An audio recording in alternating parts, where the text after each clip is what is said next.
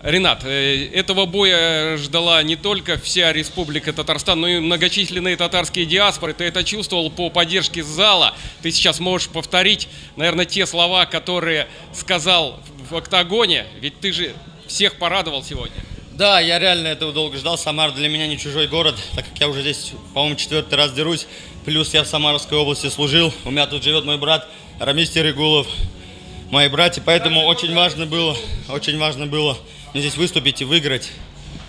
А вот ты вначале как бы попытался ввязаться в обмен ударами, но потом, наверное, решил не рисковать и постарался решить исход боя в партере. Я ведь такой сам по себе очень сильно рубака, но потом я подумал, что риски велики, Байрам очень сильно правый бьет. Я это знал, и мои тренера кричали. Если бы я их установку не выполнил бы, они меня хуже в раздевалке побили бы.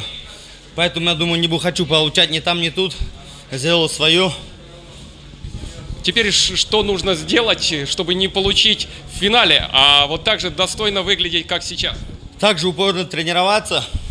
Рот высох. Упорно тренироваться. И также, уж к слову, хочу поблагодарить президента Татарского спортивного союза Марата Капкаева, моего старшего брата, за помощь. И президента клуба «Ирбис» Маганова Равиля за то, что он помогает.